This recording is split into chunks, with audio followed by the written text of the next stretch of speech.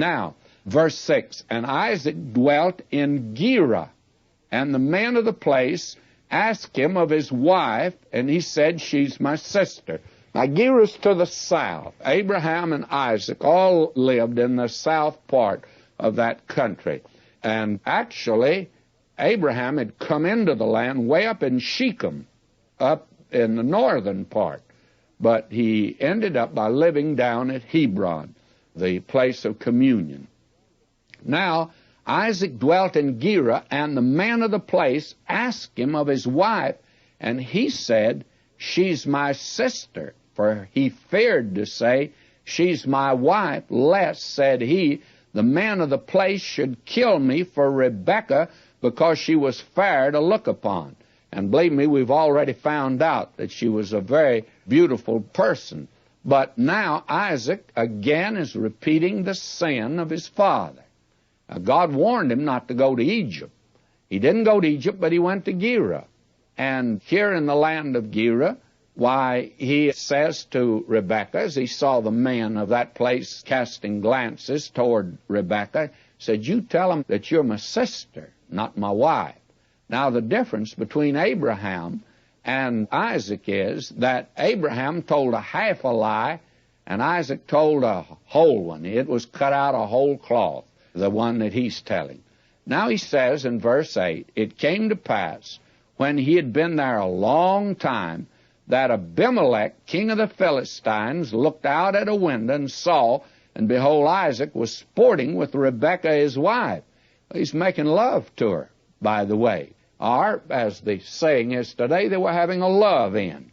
And it came to pass, when he had been there a long time, that Abimelech, king of the Philistines, looked out at the window and saw, and behold, Isaac was sporting with Rebekah his wife. And Abimelech called Isaac and said, behold, of a surety she's thy wife. And how saidest thou, she's my sister? And Isaac said unto him, because I said, lest I die for her. And Abimelech said, what is this that thou hast done unto us?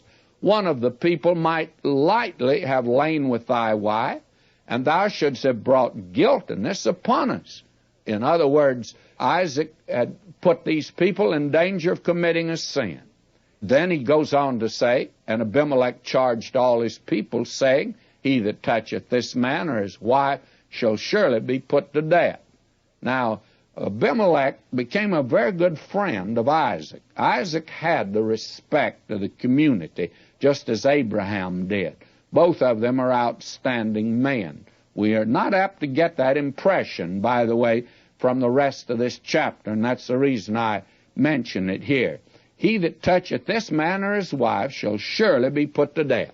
Then Isaac sowed in that land, and received in the same year 100-fold, and the Lord blessed him. God's with him, you see, and that is the blessing that God promised to these people from the day called Abraham, was an earthly blessing. Well, later on, when he put them in that land, he says, I'll bless you in your basket.